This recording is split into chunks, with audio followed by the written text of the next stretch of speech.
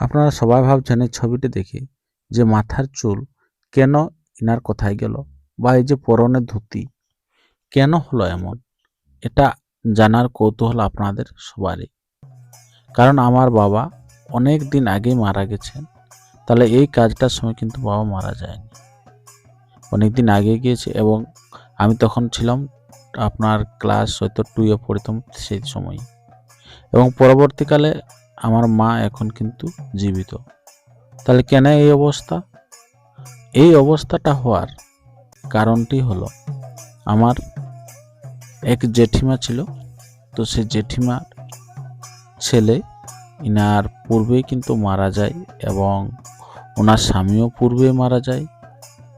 বর্তমানে ওনার শুধুমাত্র আপনার ঘরের সম্বল বলতে বৌমা আছে। তো সেক্ষেত্রে তার মুখাগ্নি করার মতো কেউ ছিল না, তো সেটা আমি একমাত্র সেখানে করলাম, আর তার ফলেই এই অবস্থা আমার। তো সে ঘটনাটি আমরা পুরো একবার দেখে নেন যে কি কি ঘটেছে আমাদের এই গোটা কাজটার মধ্যে। জীবন মানে সবাইকে একদিন এই মায়াজাল বা সংসার থেকে ছেড়ে চলে যেতে হয়। তো সেই নিয়ম অনুসারে আমার জেঠিমা কিন্তু এই সংসার থেকে ইহলোক থেকে পরলোকে গমন করেন। তো তাই আমরা তাকে শ্মশান ঘাটে নিয়ে এসে তার শেষ যে কর্ম, সেই কর্মটি সম্পন্ন করলাম। কাঁধে করে নিয়ে আসা হয়, এবং আমাদের হিন্দু ধর্মে প্রচলিত যে তাকে দাহ করতে হয়, তো সে দাহ করা হয়েছে। তো এইরকম আমাকে অনেকেই কর্ম করতে হয়, কারণ আমার বাবা অনেক ছোটই মারা গেছে। তো তাই যতটা পারা যায় আমরা সমস্ত জায়গায় প্রেজেন্ট হয়ে এই সমস্ত কাজে করা হয়। তো যাই হোক, এরকমভাবে তাকে দাহ করার পর আমরা চান টান করে পর আমরা বাড়ি আসি। তার দুদিন পরেই কিন্তু আমাদের চলে আসে পাটকার। তো সে পাটকার কি বলছে সেটাও আমরা একটু শুনতে থাকুন। স্বপ্ন সাক্ষাতে হলুদ জলের ছাই আমাদের এভাবে আমাদের গেল রাতে আমাদের কাছে নিয়ে পাঠ উঠলো।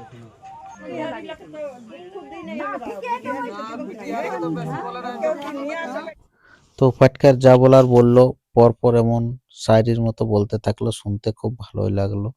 তো এভাবে অনেকেই আছে আমাদের পরিবার বা সামনাসামনি যে সমস্ত মানুষ, তো শুনলো। শুনে পর আমার যে জেঠিমা, তো সে তার 2 মেয়ে ছিল, তাদের শ্বশুর বাড়ি হয়েছে অন্যান্য জায়গায়, তারাও এসেছিল। তো তাদের কাছেও কিছু দান নিল, এবং যে বৌদি আছে জেঠিমার বৌমা, তো তার কাছে, তার তো ছেলে নেই আপনাদেরকে আগে বললাম, তো সে বৌমার কাছ থেকে নানা রকম চাইলো, কাঁসার পাত্র, টাকা, মুরগা।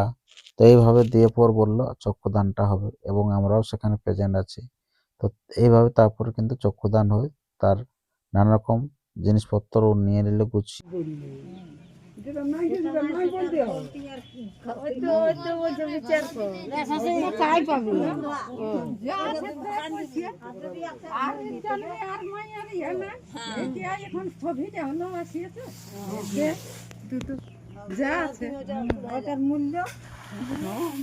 তো সে পালন করতে করতে আমাদের এই অবস্থা। তো দিন যায় করে আমাদের 10 দিন চলে এসে, তো আজকে আমাদের সে ঘাটের দিন। তো ঘাটের দিনে নানা রকম ক্রিয়াকর্ম হচ্ছে, এবং কনকনে ঠান্ডা। তো তাই সে আমরা সমস্ত কিছু আপনার ভাসিয়ে দিলাম, বেনা গাছ টাছ। এরপরে আমরা সেই ঘাটে উঠে পর সেই যাচ্ছি। তো ভিডিওটি আপনারা দেখতে থাকুন, আর যদি ভালো লাগে তো অবশ্যই লাইক, কমেন্ট, শেয়ার করুন।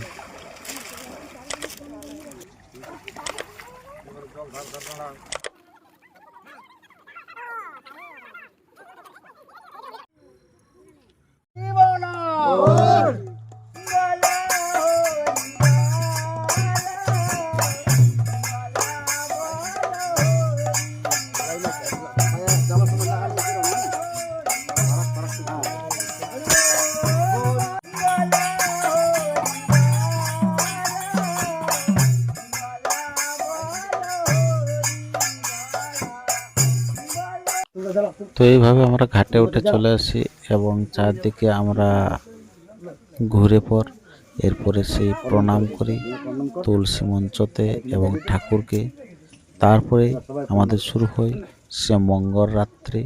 তো সেই মঙ্গল রাত্রিটি দেখতে থাকুন। দেবী আর কেউ সাক্ষী আছে কি? বলছে আছে ভাই, দুজন আছে। বলছে চলো। সেই ফল্গু নদীতে গেছে। ফল্গু নদীকে গিয়ে বলছে ফল্গু নদী,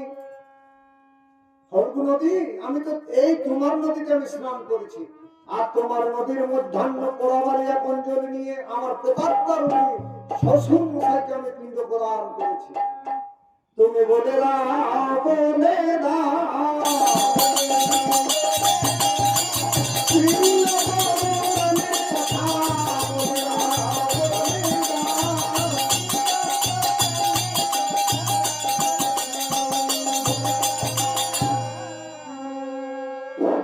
যে না ভগবান রামচন্দ্রকে দর্শন করেছে ফল্গু নদী, অমনি সঙ্গে সঙ্গে সে কি বলছে, বলে আমি জানি না